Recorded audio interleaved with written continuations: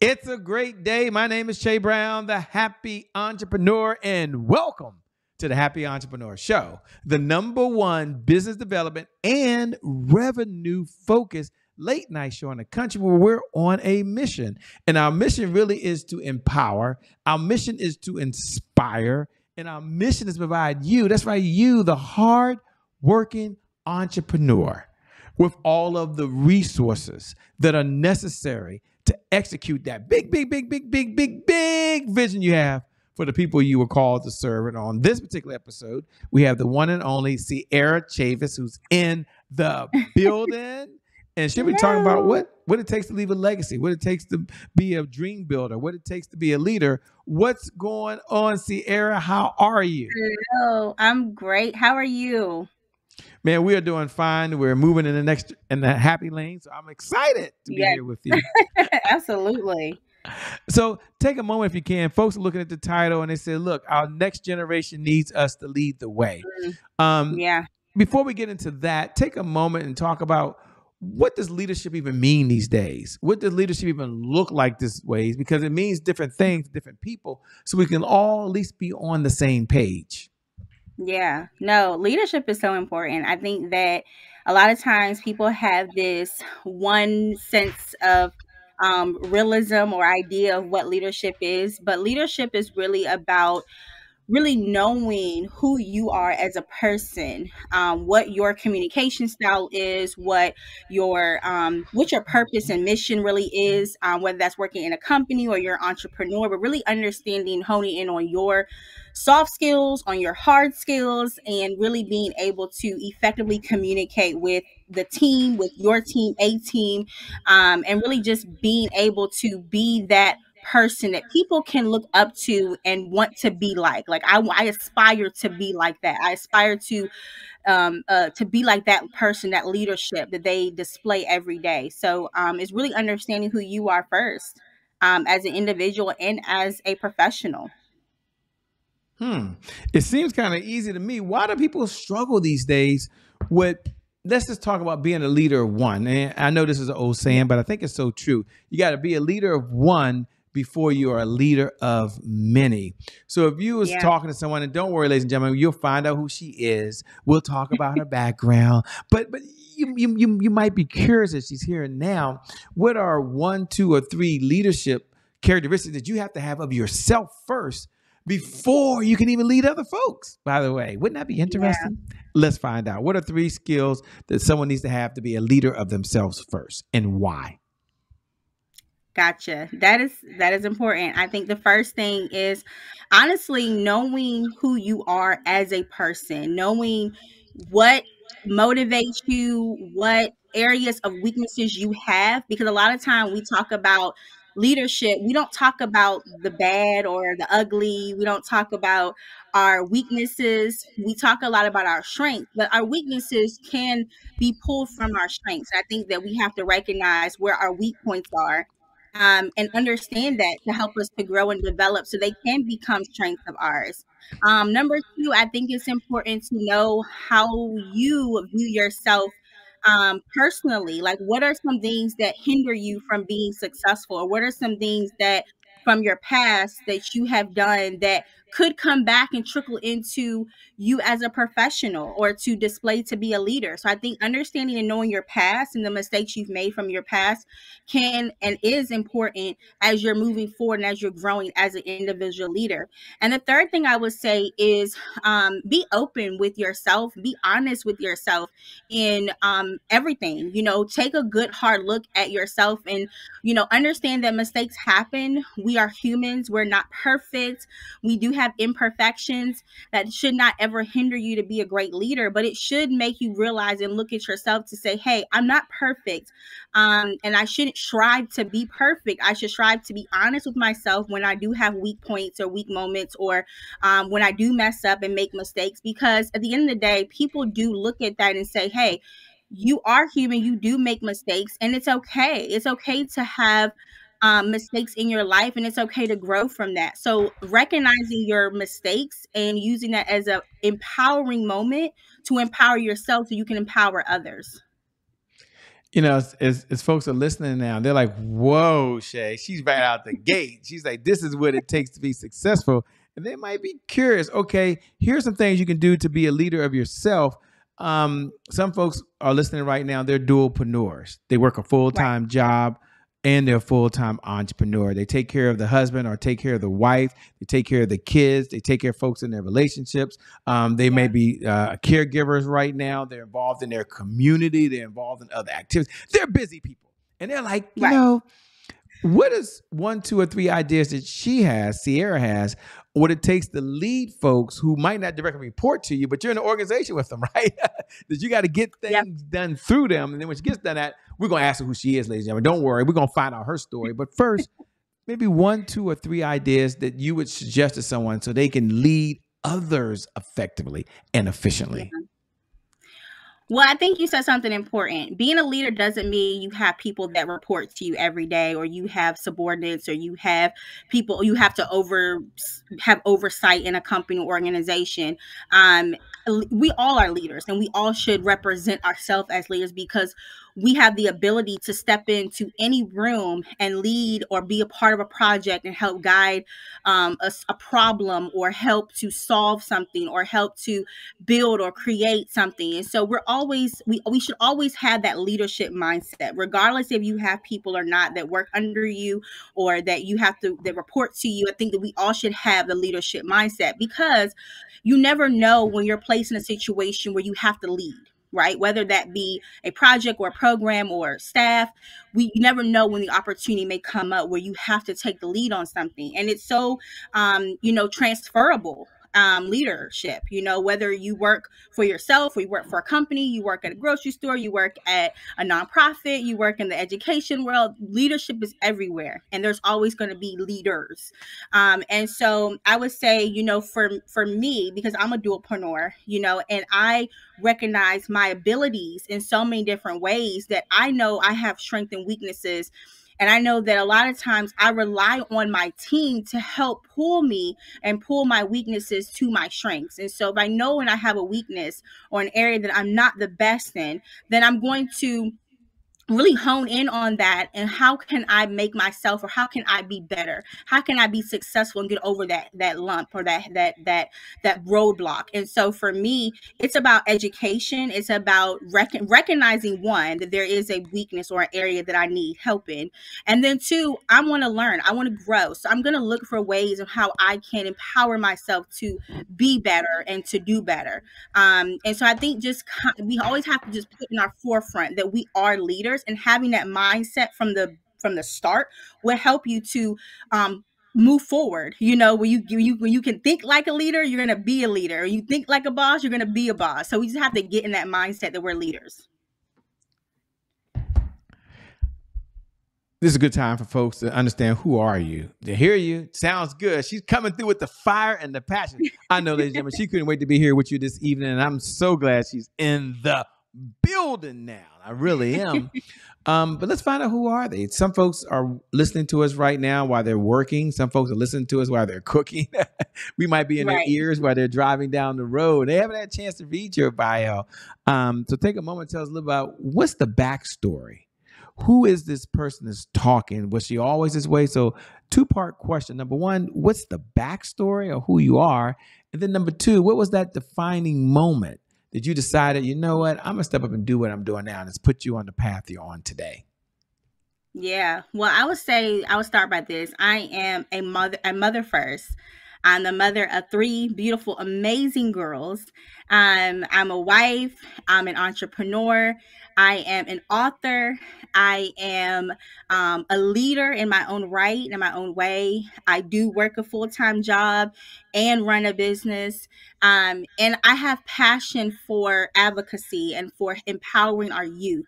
And so a lot of my work has been empowering our youth, our next generation, to see themselves as being leaders, as being bosses, as being CEOs, as being entrepreneurs. Why not you? Why not at your age, at 15, 16, 17, can you see yourself in those positions? Even younger than that, why can't you take your idea and turn it into your passion, into your purpose? And so I'm constantly motivating our youth because they need us. And so that is my backstory, is that I'm just a young girl from Washington, D.C., DMV, Maryland area that, I didn't grow up with the wealthiest of wealthy families, and I didn't have a whole lot, but what I had was a family that was motivated and empowering for me, to push me to be successful. And they taught me from an early age how to be successful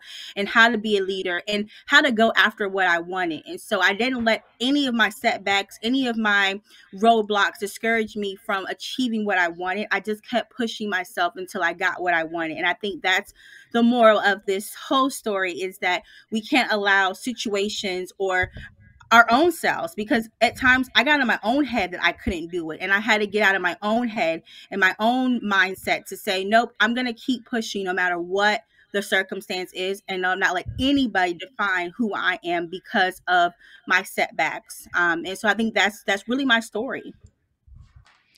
Your story is powerful. I know it's a good segue. Folks that are listening, like, hey, Shay, I understand. She also has this thing called No Shame in My Pain. One of the books that you've written, From Hopelessness to Wholeness. I want folks to get the book, but take a moment and tell us, why did you write the book, number one? A little bit about what's inside the book, if it's not too much. Yeah. And who the book's for. So it's a three-part question. Number one, who's the book for? Obviously, number two, what's in the book? And then we want to know, why'd you write it? We just want to know. Yeah. So the book, No Shame in My Pain, is really about events that happened in my life that were very painful. And a lot of those events in my life was centered at a very early age.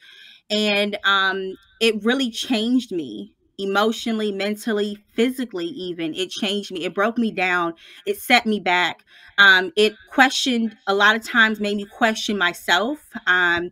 Discouragement, lack of stability, confusion, crisis. It was just all these different parts of my life that I had went through. I had battled cancer at a very early age while in college. Then I was in an abusive relationship, and I struggled with my self-confidence and self-esteem and wanted to give up. And so this book is really for anyone that has ever felt any of those things that I named. And it's not for one particular person. I think that honestly, people can take away the fact that at times we all have had shame on some level. We've all questioned ourselves maybe in some way, whether we realize it or not. We may have had self-doubt. We may have been confused. We may have felt discouragement. We may have wanted to give up. And I think so for me, this book was really about helping others to find their voice and to not be ashamed of who they are, what they've been through, but turn that pain into power. And that's what I did by writing the book, was to um, turn it into my testimony. I went through a lot of tests in my life, didn't know that I was being tested, but I was. And so I turned it into something beautiful. By creating this book, I helped so many people who didn't even realize that they were even going through it or couldn't define it, right? Sometimes we're going through setbacks or situations, you feel like you're the only one that understands it, the only one that's going through it, and not realize there's a whole community of people that are going through the same exact thing, and they need to find their voice. And so this book was to give a voice to others, to help them understand that you don't have to be ashamed of your pain. Hence why it's No Shame in My Pain. And then turning your hopelessness into wholeness. When I started to get out of my situation, I started to realize who I was, because I didn't know who I was when I went through those situations. I was lost. And so when I started to realize that I could turn my hopelessness into something that was whole again, because I lost a part of me. And when you're hopeless, or you're in a position of being hopeless, you feel as though you don't you're lost. You don't know who you are. It's like a part of you has died. And I think for me, it was about the rebirthing of me. And that's why I wanted to say wholeness, because I felt whole again when I could find my voice and speak my truth through that. You know, when people hear that, I want you to speak to someone that's listening right now and it's like, you know, I'm going through some things, Shay, and I'll get the book, but I'm curious. Just ask her if she could talk to someone like me that's maybe there's a setback. Maybe they're in a relationship they shouldn't be in. Maybe something's happened at the job. And I know it's a loaded question for you, but if you had to say, you know, here are 1, 2, or 3 steps that if you're sitting there right now and you're feeling like the weight of the world's on you and you're feeling the shame, here are 3 things that you could do just to get back into the game again, if I can say it like that. Does that make sense? So talk to the person that's like, absolutely. What would you tell me to do, Shay? Because I feel the way she said she used to feel. Yeah. I would say, and I talk about this in my book, I give steps. It's called The Healing Journey. And one of the things that I talk about is, one, recognizing that you need support and help. Recognizing there is an issue, that you do have a problem. I think that is the first key for anything that you're dealing with, is you have to recognize. Everybody around me could point out there was an issue. People could see it. My friends, my family could see that I was depressed. I was withdrawn. I was emotionally just going through this roller coaster of events, and it started to break me, and people around me could see it. But at the time, I couldn't see that. And so I think that when I became numb to it at some point. But when it got too much, I had to sit down and really self-reflect and look at my life and say, something isn't right. And that's when it was like something snapped in me that was like, you're not yourself. This is not who you are. You have to wake up. And so I think that was, for me, the defining moment that I needed help. 2, I would say that once you define that you have a problem and you need help, then you got to start thinking about ways, how can you support what you're trying to get out of? How can you, who people around you, you need a support system. You need people around you that's going to help you to get out of that situation, whether it be that emotional, mental situation or physical situation, but you need a support system that can help you, because sometimes what I learned doing it on my own wasn't enough, because I still would be pulled back to wanting to revert back to my old thinking, my old ways. So having someone that you trust that can say, hey, you got this, motivate you, push you to get you over that hump, almost like that accountability piece. The third thing I was saying what helped me was finding ways to turn my pain into something beautiful. So not allowing it to break me and define me. But for me, it was like journaling. It was my self-care. It was getting back to a routine and a structure again, because I had lost myself. I felt like I wasn't who I knew I could be and who I was before the situations happened. So what can I do to get myself back into this routine where I can find myself again? That was also getting into therapy. That was all part of my self-care. It was getting into therapy so that someone who was non-biased and that, didn't know me could talk to me and help me work through some of my issues that I was experiencing, that I had experienced. Journaling, it was yoga, it was finding things in my life that would make me happy. So what I would tell is that for me, it was the 3 things again. It was, identifying the problem, getting a support group, and then finding things or stuff that I could involve myself with that was positive and that would help me on my healing journey.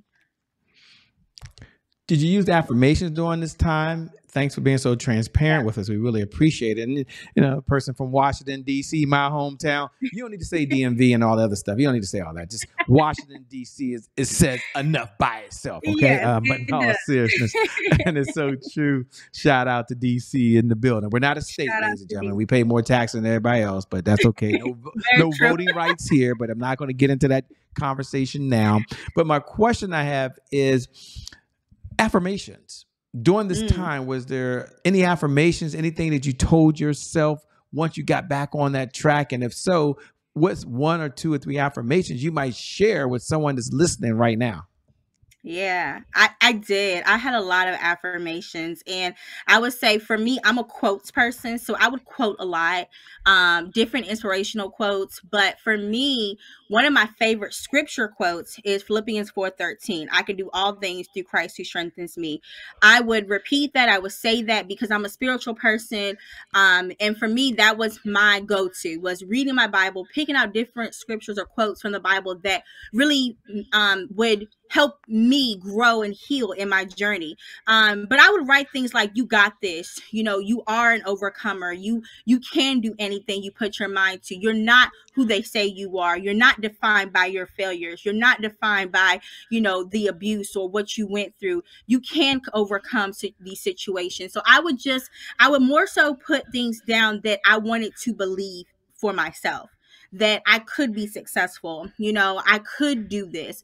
I could move on. You know, I am healed, you know, from the cancer. So I would just put things out there, and I would have sticky notes in places that I spent the most time in, like the bathroom, getting ready in the morning, going to bed at night. I would stick them on my mirrors.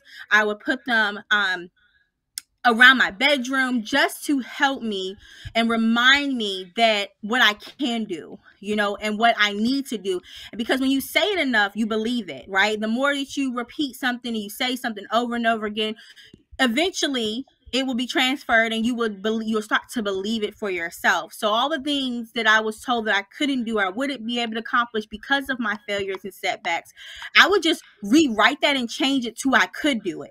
I am going to do it. I will do it. Because for me, that was more empowering for me to say those than what the other negative thoughts were that were coming from the things that people would say about it. Oh, this is amazing. Very, very transparent. You've said so much. We have a segment here called Today is My January 1st. And for those folks that are tuning in, and I know you wait every night at 11 p.m. Eastern Standard Time, you can't wait to say those words. And you can say it out loud no matter who is around you. Today is my January 1st. Okay, that feel good? Doesn't that feel good? For all the new folks that are coming to the Happy Entrepreneur Show for the very first time, welcome to the Happy Entrepreneur Show. We're really glad to have you here. Today is our January 1st is our personal mantra. It represents a fresh start. It represents a do-over. It means our past, no matter how dark or how bright the past is, that past no longer equals the future. And so my question for Sierrah on the other side as she's listening is twofold. Number one, when you hear those words, today is my January 1st, what do you hear? And number two, what was maybe another time in your life where there was a setback that you had to bounce back from? And how did you do it? Absolutely. So I love this. My January 1st moment. I have never really thought about that. And so for me, this is really fun. And I'm excited to share. So I can't think of one particular special event, more so reflective time that I had. And when I was sitting down the new year, I don't do New Year resolutions. I stopped doing that a really long time ago. And I more so do what we call like New Year goals, right? And things that I look back at like the year that I had, you know, the previous year, like all the things I was able to accomplish, my good, my bad, my failures, my success stories. And I really take that opportunity just to reflect, right? And like introspect and like really find myself and what I can do and what I can accomplish for the new year. And so one setback that does stand out is a few years ago, I made a significant career decision. I didn't fully consider all of the consequences. I was just so eager for like a change and I just wanted an opportunity to grow, right? And I'm always up for like a challenge. And so I thought I had a clear vision of where I wanted to go. But the reality is, it didn't match any of my expectations. I found myself facing some really unexpected challenges, and it really set me back. It felt like a blow. It felt like I just had moved too fast without really considering everything. And I struggled to regain like my footing. However, I what I will say is that I didn't allow that to define or dictate my future in any way. And instead, I chose to view opportunity to grow and learn. And again, I am one of those people that love to learn. I'm a constantly learning about new things because I love challenges, right? But I took the time to reassess my goals, identify areas that I can improve, and I sought out guidance from mentors. I'm a big believer about having a mentor and being a mentor, having a mentor. I'm a mentor, but I have a mentor. I have several mentors in different areas, and that could help me and inspire me. And really, they're like my trusted advisors. And so, really leaning on them, and I would say through perseverance and determination, I gradually began to overcome those obstacles that I was faced with. One of my most valuable lessons I learned from this experience, the importance of um, thorough preparation and careful consideration before making any significant decisions. I also realized the power of resilience. And I'm a very resilient person. My life story is all about being resilient, persevering, overcoming.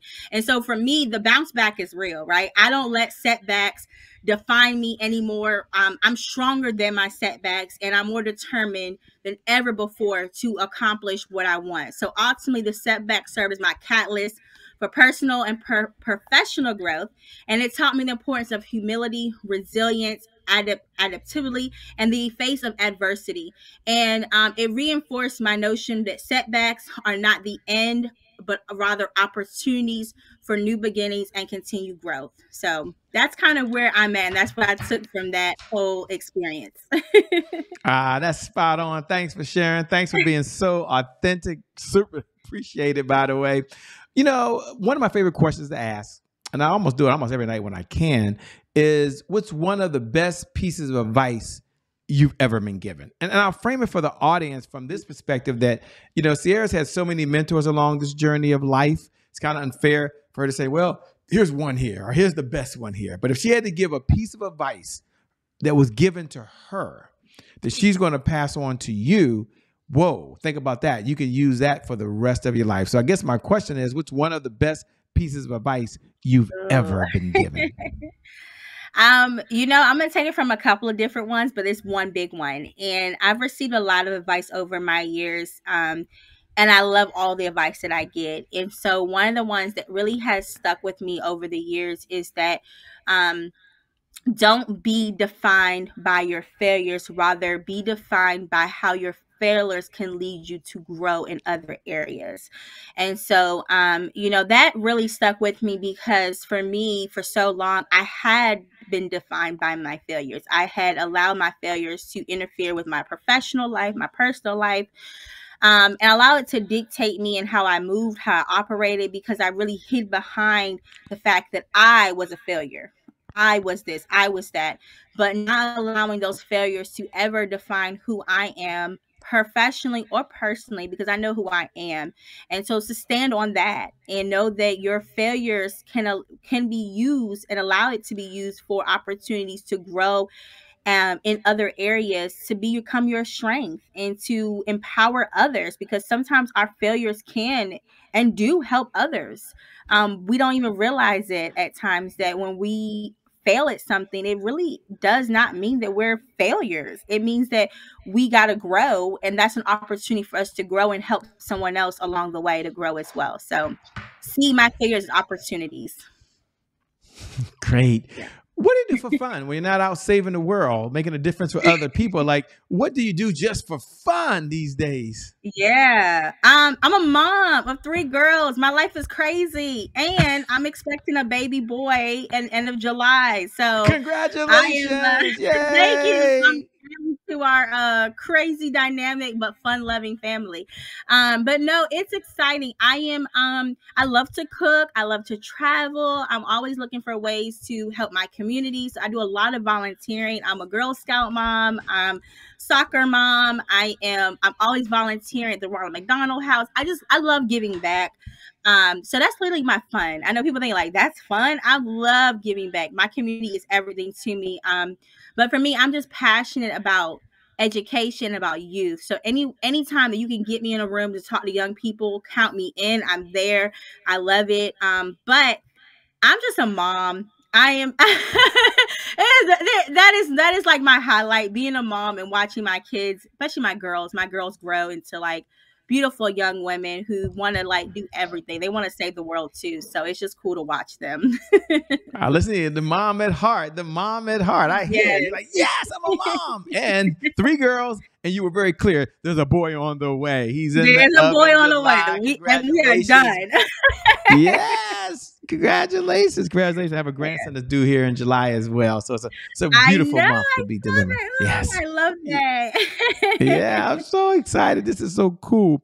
Well, as we come down the home stretch, let me finish with a 2-part question. I certainly appreciate you being here, spending time with us. I guess 2-part is, what type of clients are you looking to work with these days, if any? And how can folks best connect with you over and beyond this time that you and I have right now? Absolutely. I work with everyone. My passion, as you heard early, is youth. I have a nonprofit called Bossy Girl, and we are all about empowering our next generation of young women between the ages of 12 and 18, but we actually go beyond 18. We really work with those young women in college as well, early college. But we really want to wrap our arms around our young women and really help them to see themselves as being those entrepreneurs, those leaders, showing them, guiding them, getting them matched up with great mentors so that they can have some direction as they are going out into this big, giant world, exploring the life that they want to live. And we want to be there, right there with them, helping them and giving them some great tools to have on their belt, what it takes to be out here and doing what you want to do and turning your passion into purpose. So that's what I'm out here doing, is saving our young women. But I really encourage everyone, men, women, my books. I have the No Shame in My Pain book that really talks to both sides, men and women. I have another book that I wrote called Dear World, What I Haven't Told You, which is all about mental health and really addressing mental health in the Black and brown community, because we do struggle with that a lot of times with not seeking help. My book is about a resource and a guide to, hey, this is real and this is what we can do to help each other. And so, yeah, I'm excited. I'm actually working on my children's book now, which is about, my family is Caribbean. So we're from the islands of Guyana and Barbados. So I'm talking about the culture of the Guyanese and Bajan culture and how we can help our children understand their culture. And it needs to start early. We have to understand our roots, where we come from, and how that defines and makes us the leaders we are in this big world. So our culture does impact how we lead at times. And I want children to understand that how we lead affects us in how we communicate with people, and sometimes it's just a culture thing to overcome. So I'm writing my children's book to help reinforce that culture matters when we're talking about leadership and knowing who you are. So, and I can be found on Instagram, LinkedIn. I have Facebook. So it's really just author_Sierrah Chavis. I have a website, bossygirl.com. And I also have my personal website, sierrahchavis.com. If you just Google Sierrah Chavis, you're honestly going to find a whole bunch of things about me. So just Google me. She's famous, ladies and gentlemen. She's famous. I love it. I love the energy. Thank you so much for being on the Happy Entrepreneur Show, Sierrah. We appreciate it. Thank you for having me. This has been fun. I want to come back. I love your show. You come on back. We'll have you back. And thank you. Yes. Thank you to viewers. Thank you for tuning in. Without you, there is no show. So we appreciate every share. We appreciate every comment. We appreciate you sharing this with your network. And I never get tired. Every night at 11 p.m. Eastern Standard Time, reminding you that you are so freaking awesome. You're super fabulous, by the way. You are amazing. And today, indeed, is your January 1st. And because of just that one reason, your best is still yet to come. Your best is yet to come. Your best is yet to come. With that being said, my name, well, it's still Che Brown. It hasn't changed. The Happy Entrepreneur. Make it a great day, everyone. We'll make some good things happen. We connect again next time. God bless, and we wish you success. Thanks a lot, Sierrah. You rock. We out, everybody. Peace.